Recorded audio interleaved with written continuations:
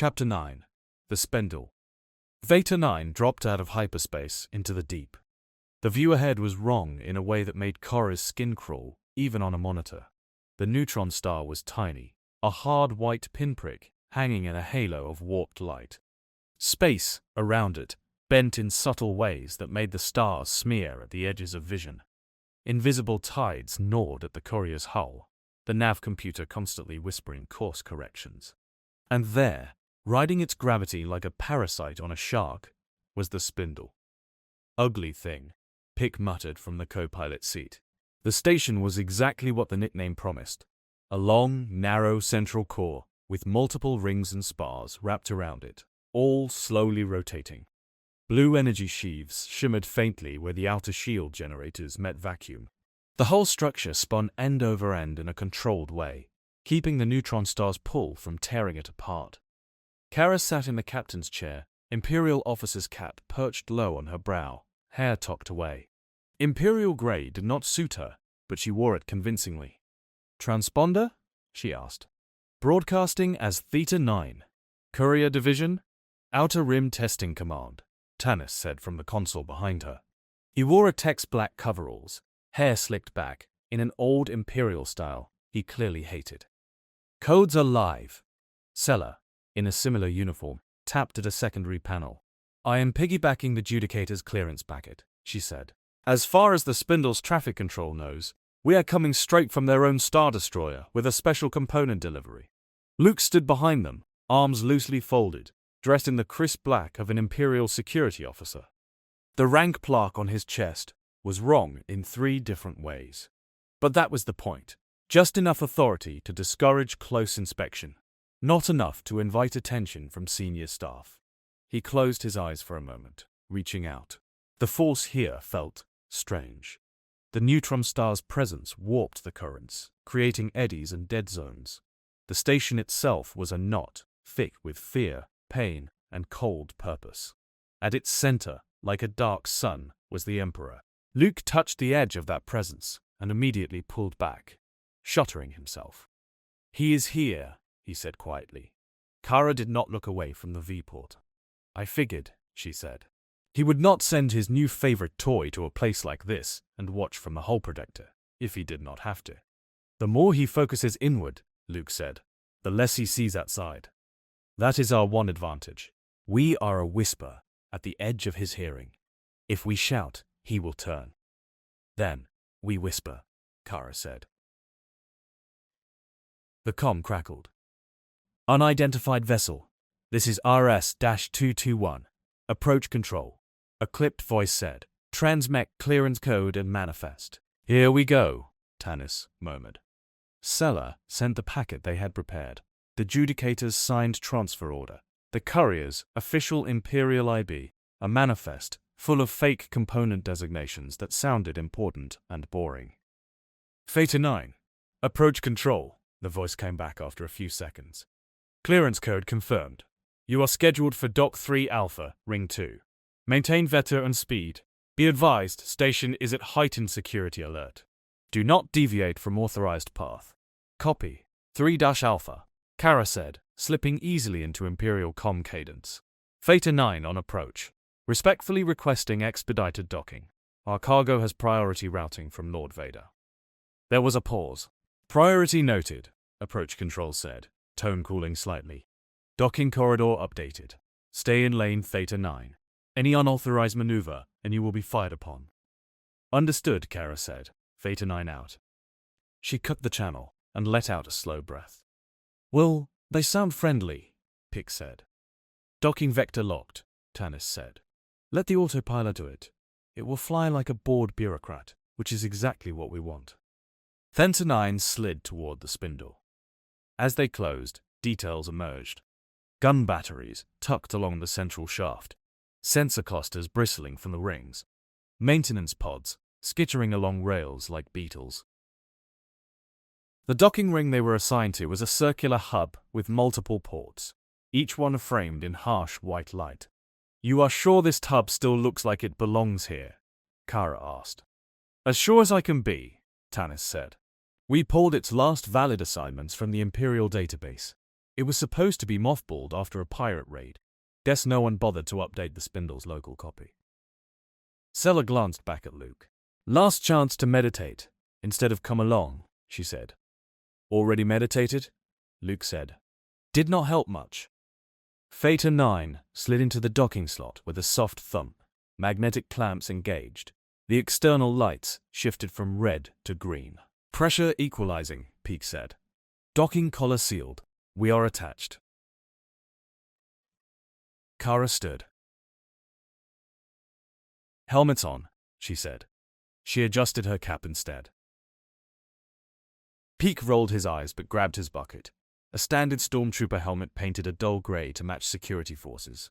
Druve, too large for standard armor, wore a heavy-tech exoframe with a recessed helmet that just barely cleared the hatch. Luke pulled on a cap of his own, lowering the brim. Remember, Kara said, voice dropping into command mode.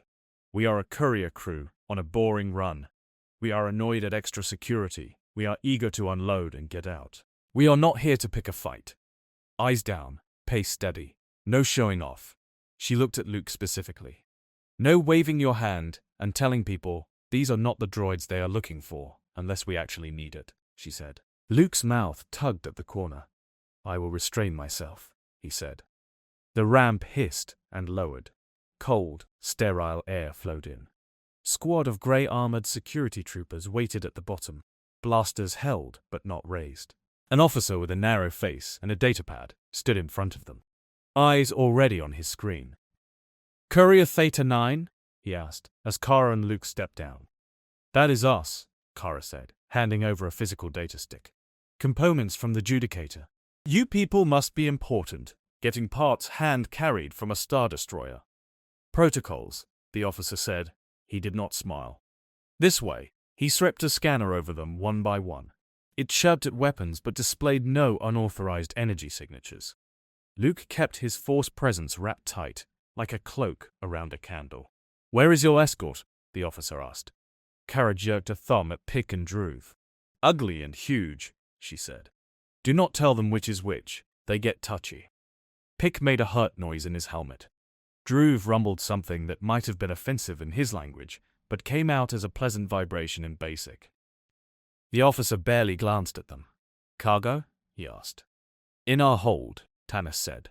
Pressurized crates. Fragile. Please try not to drop them. It upsets my aesthetic. The officer ignored that too.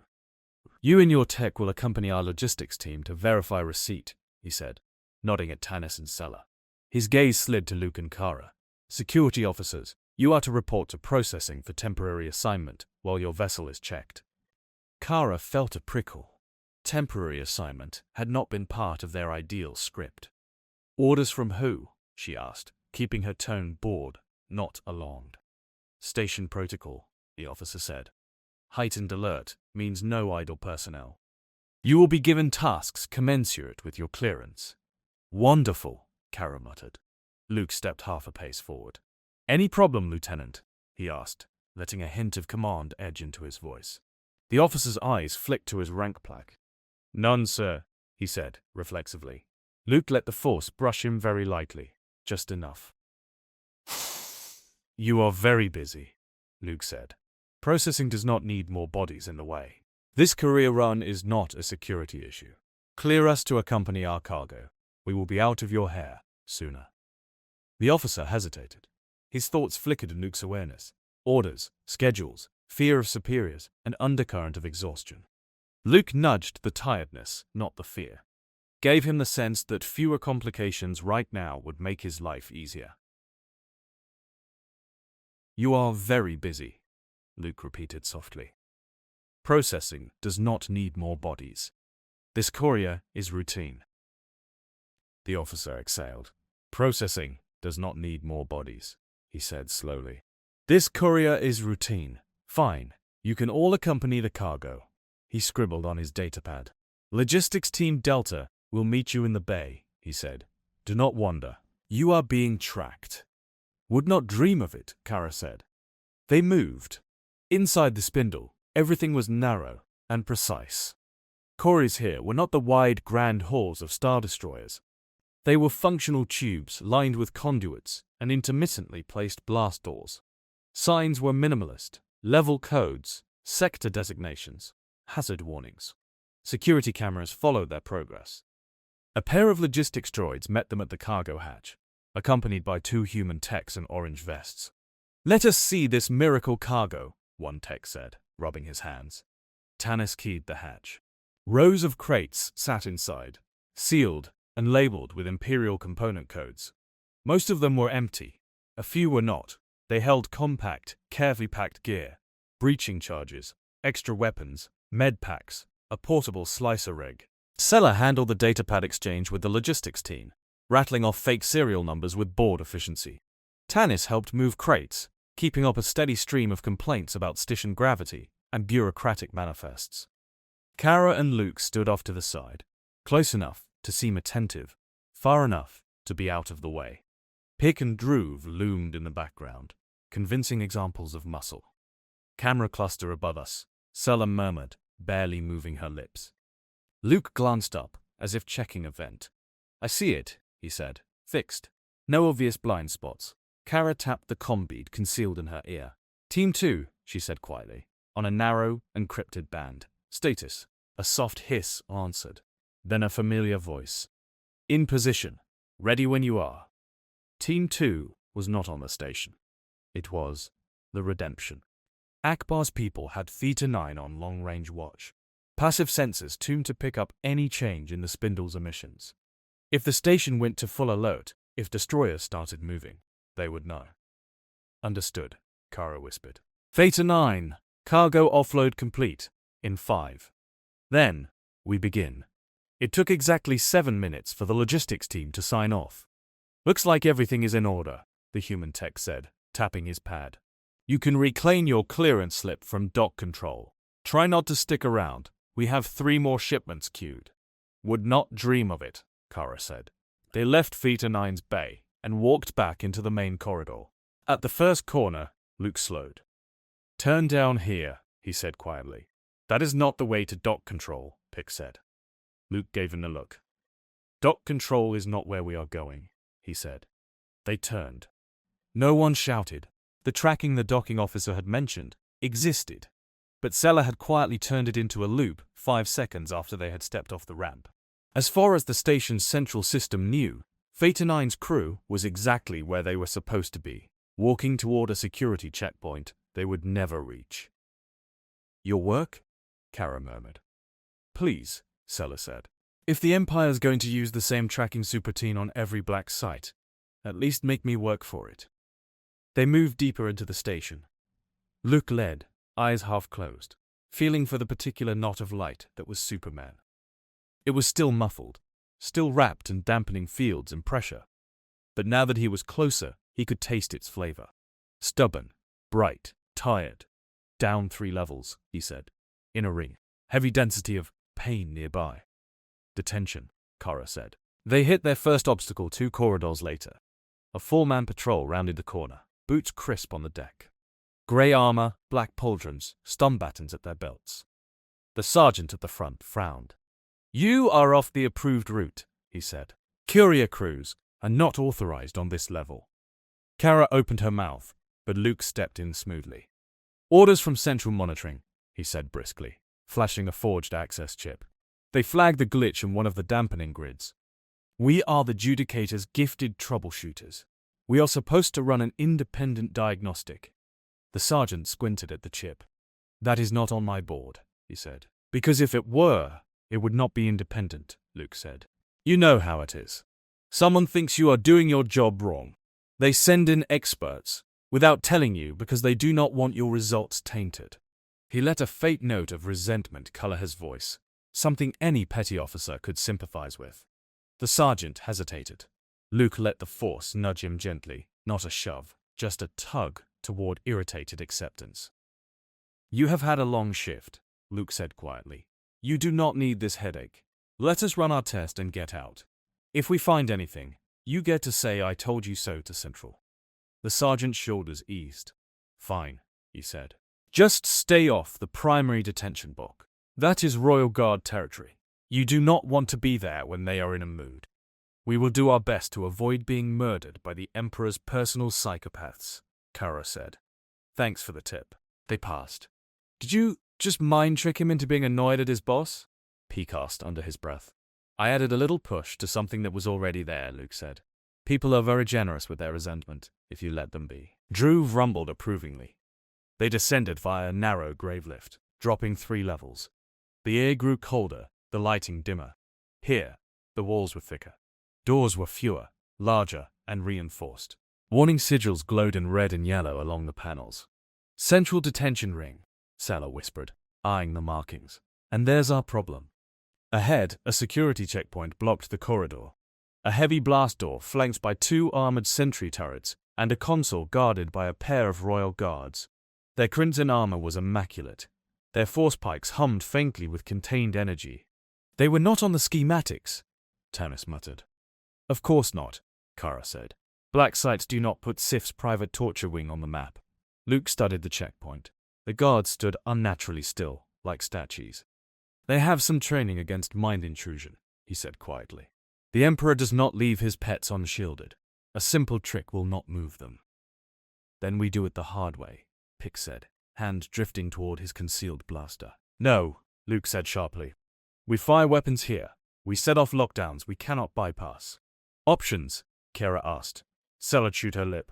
The console between them is running a high-security gate protocol, she said. Override requires a clearance key we do not have. Plus, biometric validation. I can slice the code, but only from that station. And I cannot do it when 2 red murder statues are breathing down my neck. Druve rumbled something low. He says he can take them, Peak translated loosely. He is not wrong, but it will be loud. Luke stepped back from the corner and closed his eyes. He reached past the door. On the other side, in the ring of cells beyond, he felt it more clearly now. Superman. Bound. Hurting. Still. Upright. Between them, in a central chamber, another presence sat like a black hole. The Emperor was not currently in the detention ring. His flavor was distant, focused elsewhere in the station. But his imprint was everywhere. We cannot stay out here too long, Luke said. If I stretch too far, he will notice. Kara tapped her fingers against her thigh. All right, she said. We do this in 3 moves. Step 1, we get Sella to that console. Step 2, she pops the door and loops the alarms. Step 3, we deal with anyone on the other side before they hit the panic switch. And the guards? Tannis asked. Kara looked at Luke. Can you give them something to think about? She asked. Just for a second. Enough for Druve and Pick to encourage them to nap. Luke studied the 2 crimson figures. I cannot push their minds hard without setting off ripples, he said. But I can distract them. Make them hear something that is not there. See something out of the corner of their eye. Good enough, Kara said. We time it tight. Sella, you will have maybe 10 seconds before someone notices you do not belong. Make them count. Sella blew out a breath. No pressure, she said. They moved.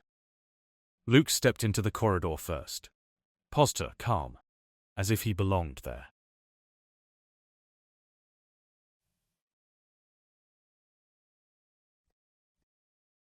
Kara and Tannis flanked him, a little behind.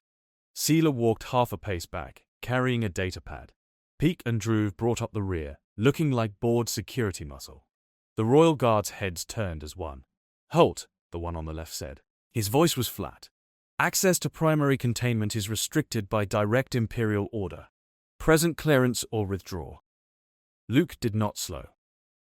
He projected the same petty officer irritation he had used on the patrol, flavored differently. The annoyance of someone sent on urgent errands by capricious superiors. Central Security flagged an anomaly in your field monitors, he said. We are here to confirm or debunk. If we clear it, you get to go back to standing very still. If we don't, you get more colleagues. That sounds worse for everyone. The guards did not move. We have received no such notification, the right-hand one said. Luke opened his mouth. Then, very gently, he touched the edge of their senses. He did not try to pry. He simply whispered. Over their left shoulders, just out of sight, he painted the impression of movement, a shadow where there should be none, a flicker of red robe. Both guards shifted minutely, helmets turning to track the illusion for a heartbeat. Now, Luke breathed. Druve stepped. The big alien moved faster than anything that size had a right to. He surged forward between Kara and Pick, each massive arm snapping out to grab a guard by the torso. Before they could bring their pikes up, he slammed their helmets together with a resounding crack. The sound reverberated down the corridor. Both guards went limp. Pick darted in, grabbing one before he hit the floor, easing him down. Kara caught the other's pike before it clattered. Sella was already at the console. 8 seconds, she murmured, fingers flying. Gimme 8. Get them out of sight, Kara hissed at Druve and Pick.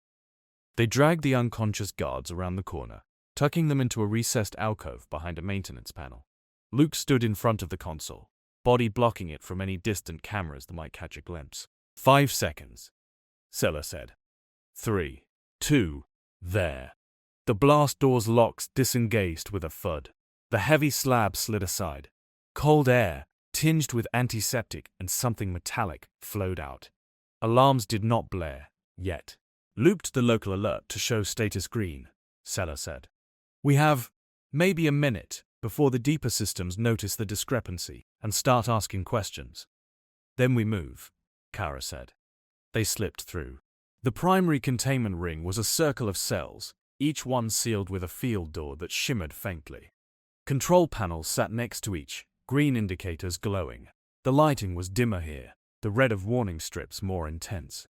Luke felt the pain more strongly now, like background noise turning into a distinct voice.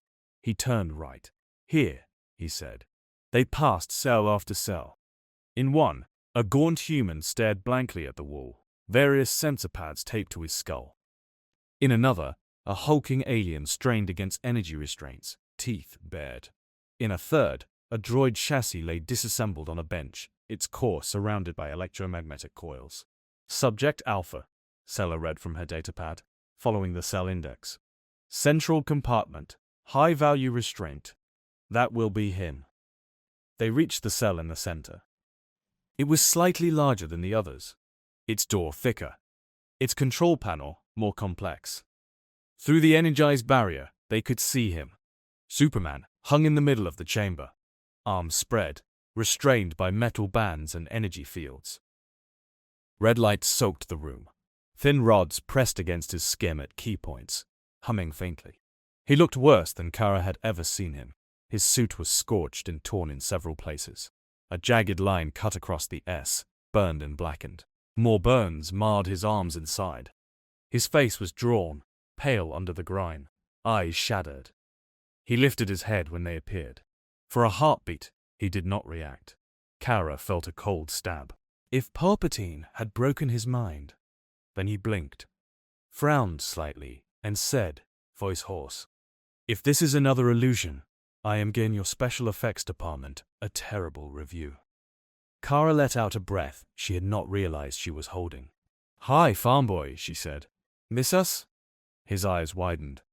"Kara," he said. He looked past her, saw Luke, Sella, Tanis, the others. "Tell me this is real." Luke reached out through the Force, brushed his presence. "It is real," he said. "We are here." Emotion flickered across Superman's face. Relief, guilt, anger, all tangled. "You should not be," he said. "This place." "We will argue about the wisdom of our choices later," Kara said briskly. "Right now, we are getting you out of that starved, solar battery turning of a cell." "Sailor?" Sella was already working the panel. "This one is different," she said. "Dampening fields, biometric locks tied to Central.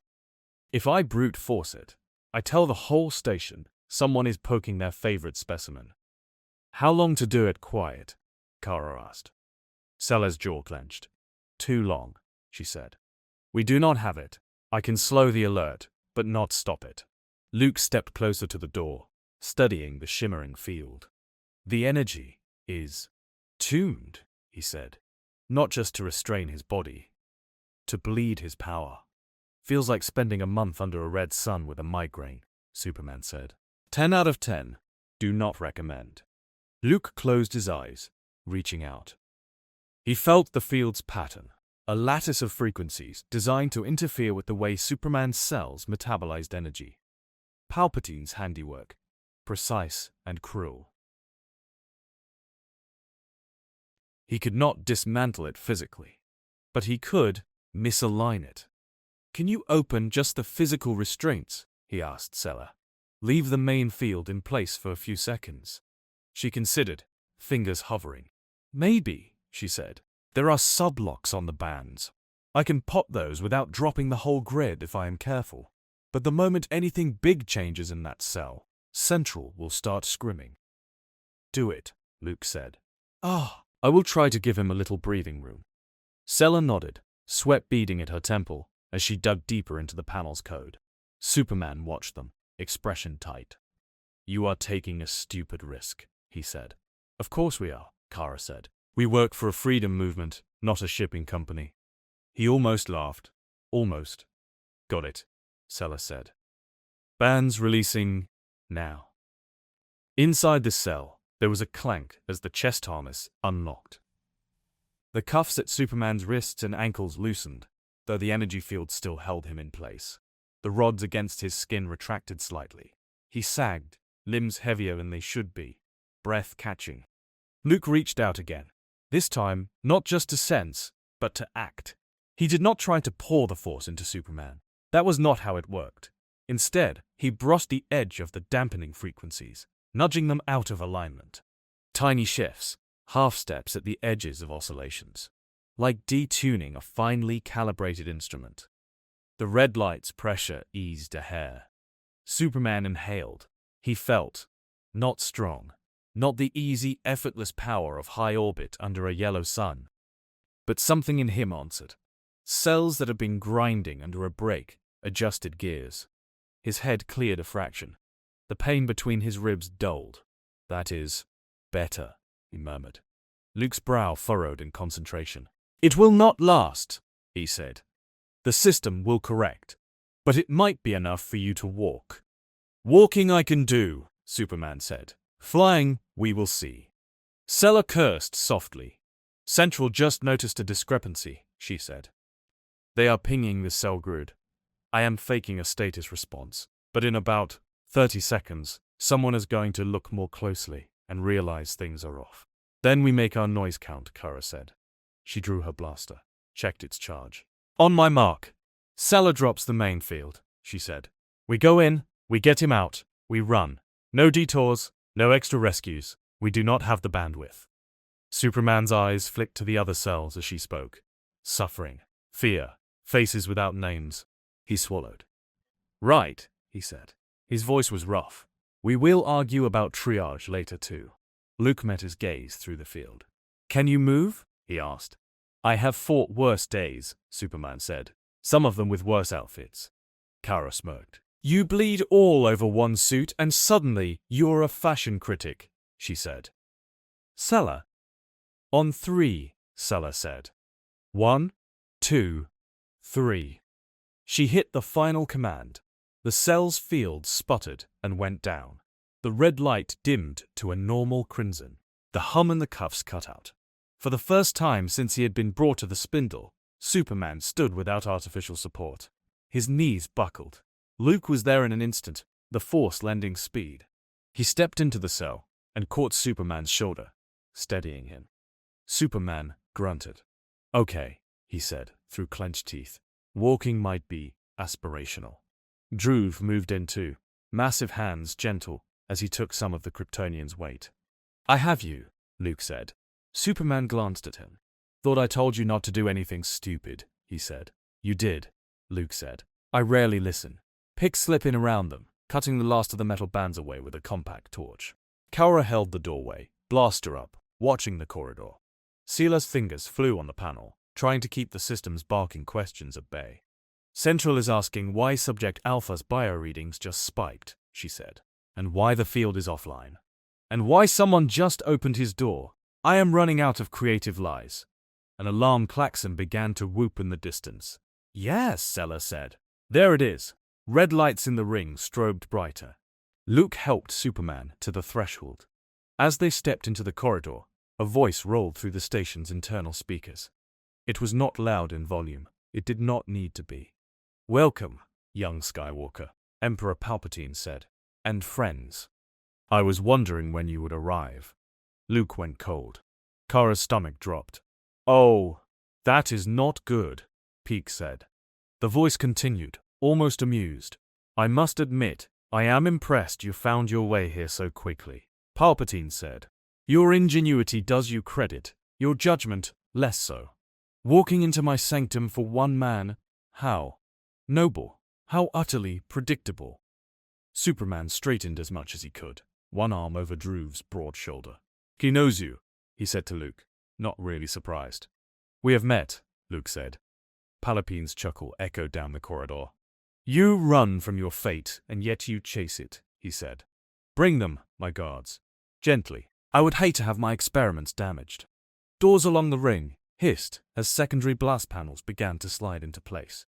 "Time to go," Kara snapped. "Sella, give me an exit." Sella jabbed at her datapad. "Service corridor, 20 meters that way," she said, pointing left. "It bypasses the main security hub and leads to an equipment tram. I can keep it unlocked for maybe 2 minutes before the central AI throws a fit." "Move!" Kara barked. They ran. Or rather, most of them ran. Drew half-carried, half-guided Superman, who forced his legs to cooperate. Every step hurt, but each one also reminded his body of how to be under its own power instead of someone else's. Luke ran on his other side, one hand hovering near his lightsaber. They made it to the service hatch just as the first squad of security troopers rounded the far corner of the ring, blasters up. Kara dove through, rolled, came up firing. Blue stun bolts lanced out, dropping the first 2 troopers.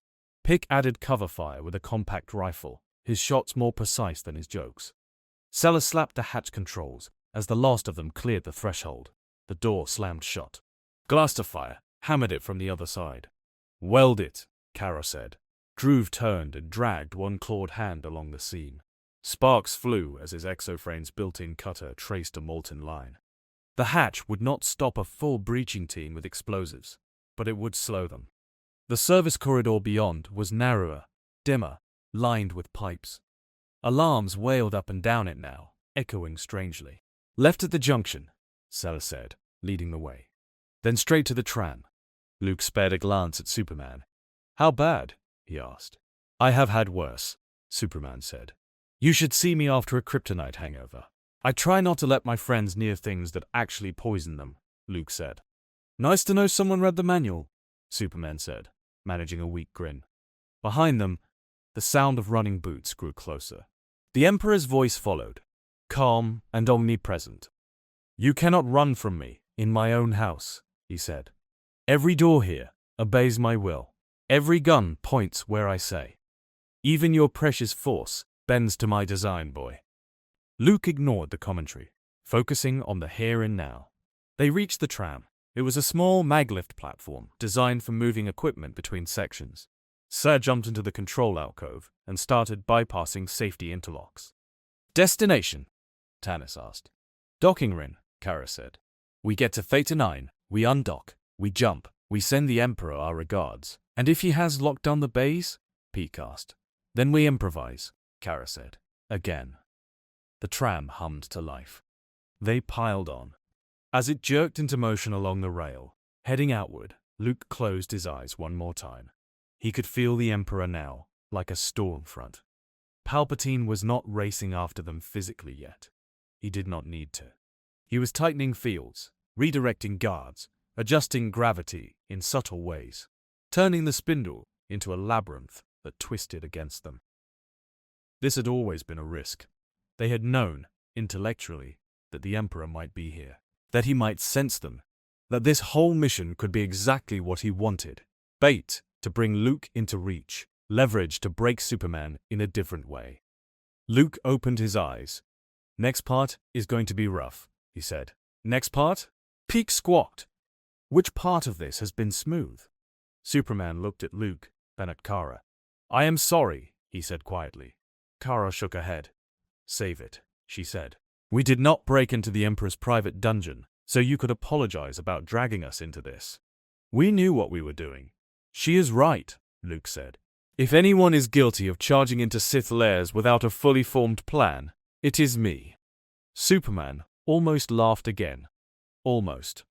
The tram shot through a maintenance hub, sparks flaring where emergency bulkheads tried to descend and were overridden by Sellers' frantic commands. Ahead, the tunnel curved. Past that curve, somewhere in the maze of metal and gravity and darkness, the docking ring waited. So did the Emperor. He was not letting his prizes go without a final move. The tram accelerated. In the cell ring behind them, the hatch Druve had welded finally blew inward under a shape charge. Royal Guards and Crimson marched through the smoke, pikes crackling. They were too late for the cells, but not too late for the hunt. In the spindle's central chamber, Palpatine stood before a large holographic display of the station's layout. Glowing dots marked Theta 9's crew, moving along the tramway. "Run, then," he murmured. "Let us see how far hope can go before it hits the wall." He reached out through the Force and, miles away, a blast door on the tram line slid silently into place. On the tram, the indicator ahead flashed red. "Uh-oh," Scylla said. "What now?" Kara demanded. "Track terminates in a sealed bulkhead," Scylla said. "The Emperor just moved the wall." "And there it is," Peake said. "The wall." Druve rumbled, low and eager. Luke's hand dropped to his lightsaber. Superman straightened as much as he could on Druve's arm, eyes narrowing. "We will go through it," he said. The tram hurtled toward the obstruction. None of them were slowing down.